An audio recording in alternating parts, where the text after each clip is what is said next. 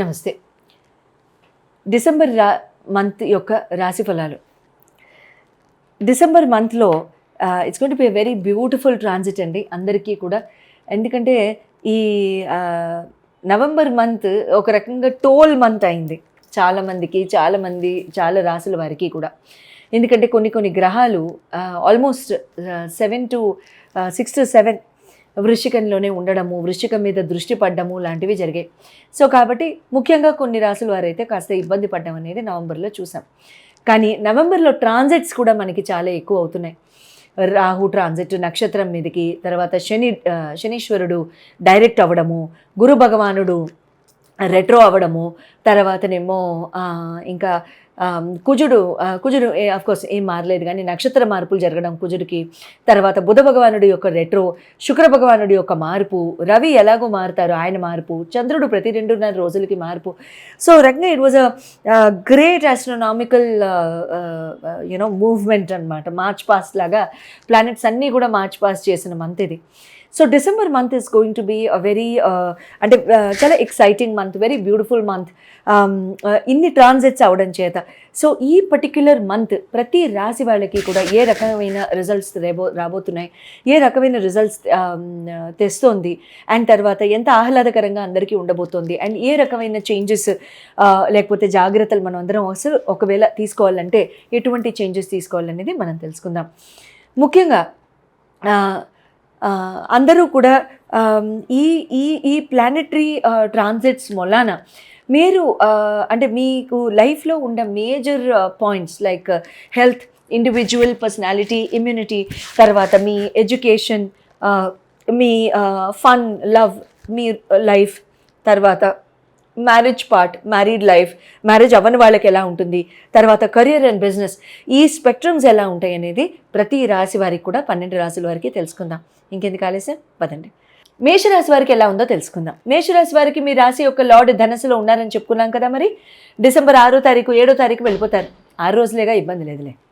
అయితే గురు భగవానుడు 3వ స్థానానికి వచ్చేస్తారు రెట్రోలో, శని భగవానుడు 12వ స్థానంలో, తర్వాత ఈ ఇతరోతర ఈ గ్రహాలన్నీ కూడా ఈ శుక్ర భగవానుడు 8వ స్థానంలో. హెల్త్ పరంగా కనుక చూసుకున్నట్లయితే ఇండివిజువల్ పర్సనాలిటీ, సెల్ఫ్, మీరు ఎలా కండక్ట్ చేసుకుంటారు, హెల్త్ ఎలా ఉంటుంది అనేది కనుక చూసుకున్నట్లయితే మీకు మీ రాశి యొక్క లార్డ్ వచ్చేసి భాగ్యస్థానానికి వెళ్ళడం, హఠాత్తుగా లైఫ్లో ఏదో స్పీడ్ అందుకున్నది అన్న ఆ థాట్ ప్రాసెస్, ఆ ఊపు అంటారు కదా, దూకుడు, ప్యాషన్, ఎనర్జీ, డ్రైవ్, ఎంతూజియాజం, ఇవన్నీ కూడా చాలా బాగా పెరుగుతాయి. ప్రయాణాలు విపరీతంగా పెరుగుతాయి మేషరాశి వాళ్ళకి.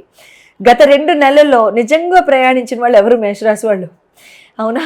అసలు ప్రయాణం చేద్దాం అనుకుంటే 2 రోజులకి వెళ్దాం అనుకుంటే అరపూటకి వెళ్ళి రావడం, ఇలాంటివి జరుగుంటాయి. ఖచ్చితంగా ప్లాన్లు పాడవడం, లేకపోతే ఉన్న ఆ ప్రయాణాల్లో కూడా విసుగు, చిరాకు, కోపం, ఫ్రస్ట్రేషను ఇలాంటివి అనుభవించుంటారు. I'm very sorry.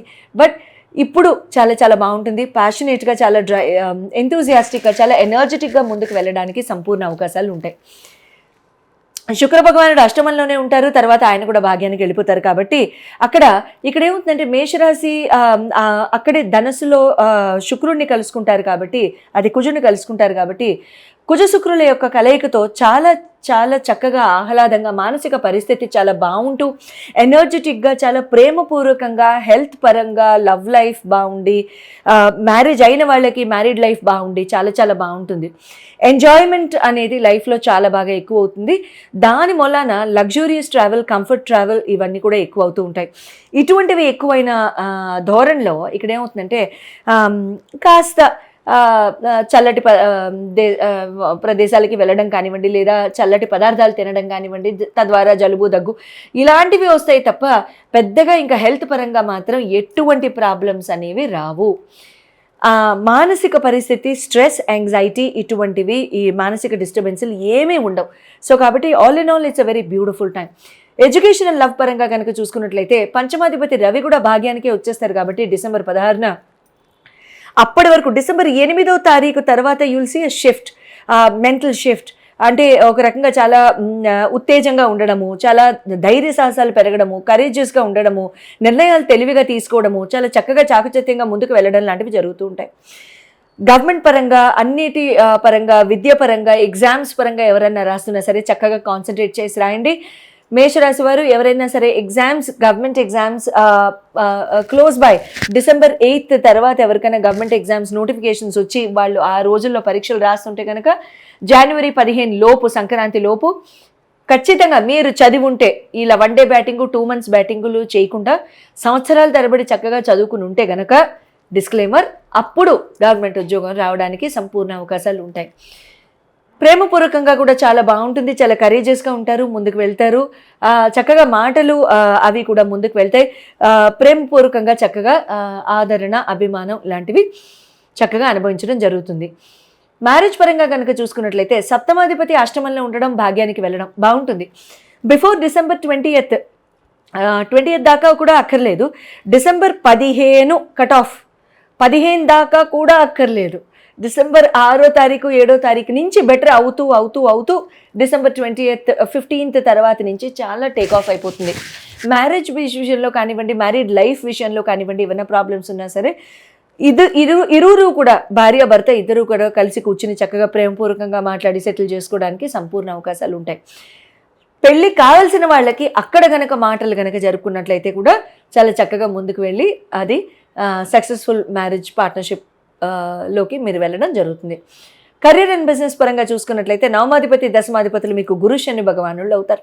గురు భగవానుడు రెట్రోలో, అది కూడా మిథునంలోకి రావడం, తర్వాత ఆయన 3వ స్థానంలో ఉండడం, తర్వాత బిజినెస్ పరంగా కనుక చూసుకున్నట్లయితే మీ దశమాధిపతి శని భగవానుడు 12వ స్థానంలో డైరెక్ట్ అవ్వడం, అది చాలా చాలా మంచిది.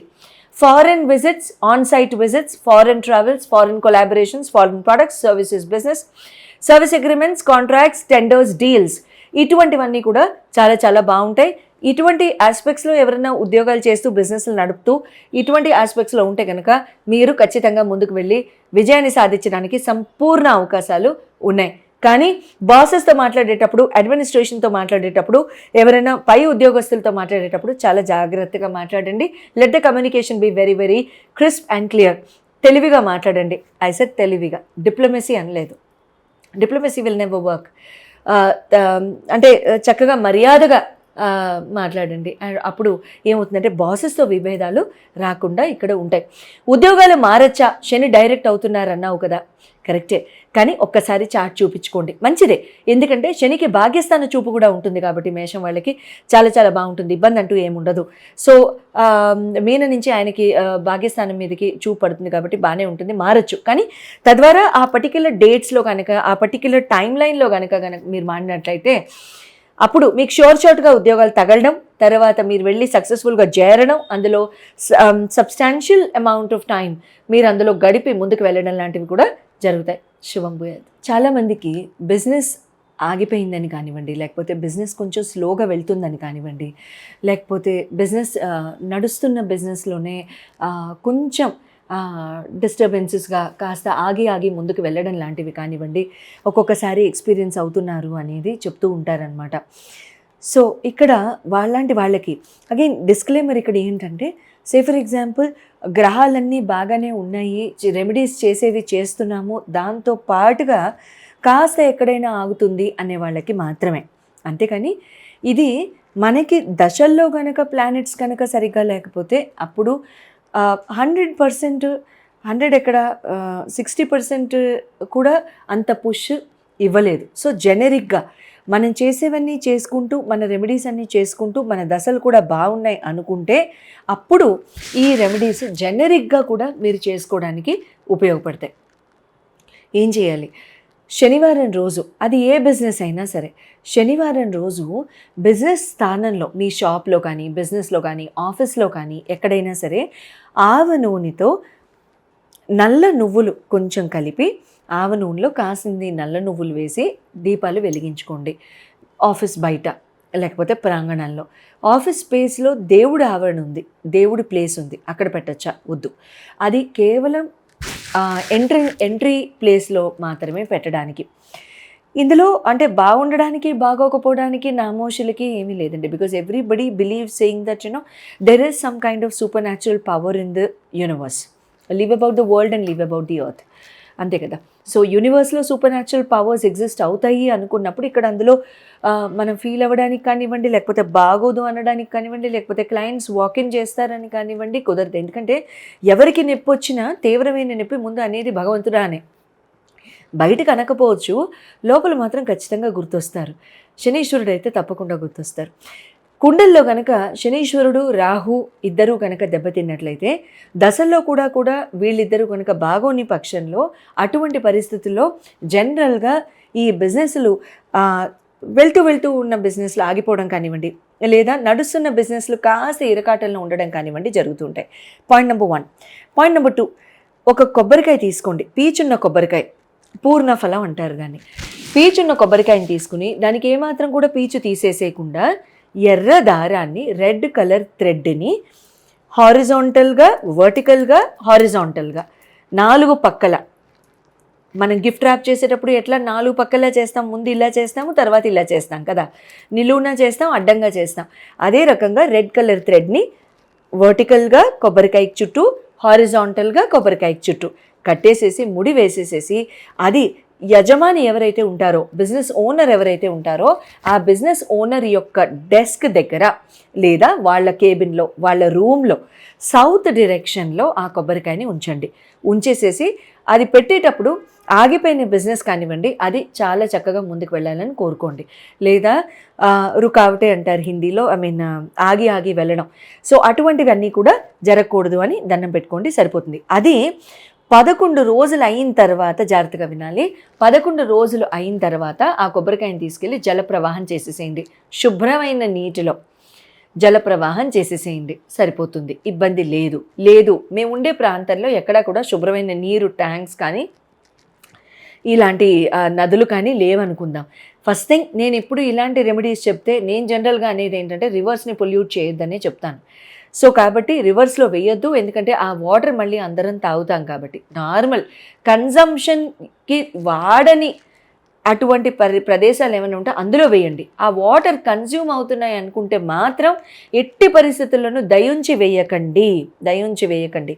అటువంటి పరిస్థితుల్లో ఏం చేయాలి అని అంటే, నదుల దగ్గర, ఇలాంటి ఈ బ్యాంక్స్ ఆఫ్ ద రివర్ దగ్గర అక్కడ మీకు డస్ట్బిన్స్ ఉంటాయి. ఇప్పుడు వినాయక నవరాత్రి అప్పుడు ఈ గణేశుని నిమజ్జనం చేయడానికి వెళ్తున్నప్పుడు ఇక్కడ ఈ రివర్స్ దగ్గర ఈ డస్ట్బిన్స్ అవి పెడుతూ ఉంటారు కదా, పెద్ద పెద్ద డస్ట్బిన్స్ అవి. సో ఆ డస్ట్బిన్స్లో వేసేసేయండి. వేయచ్చు, ఇబ్బంది లేదు. ఎందుకు, అక్కడ వేసేదంతా కూడా ఇంకా మిగతా డొమెస్టిక్ వేస్ట్ రాదు. సో డొమెస్టిక్ వేస్ట్ కానివ్వండి, లేకపోతే హ్యూమన్ ఇతరత్ర అలాంటివి రావు. సో కాబట్టి అటువంటి వాటిల్లో ఏదో తినేసిన ఐస్ క్రీమ్ కప్పులో లేకపోతే ఇటువంటివే ఉంటాయి. సో ఇది కూడా ఏదైనా మనకి బిజినెస్లో ఉన్న నెగిటివిటీ పోవడానికి మాత్రమే మనం వాడుతున్నాం కాబట్టి ఆ కొబ్బరికాయని అటువంటి డస్ట్బిన్స్లో వేసేసేయచ్చు, ఇబ్బంది లేదు. ఇంట్లో డస్ట్బిన్లో వేసుకోవచ్చా? వద్దు, ఎందుకంటే అది మన నెగిటివిటీని తీయడానికి మనం ఆ బిజినెస్లో మనం వాడాం.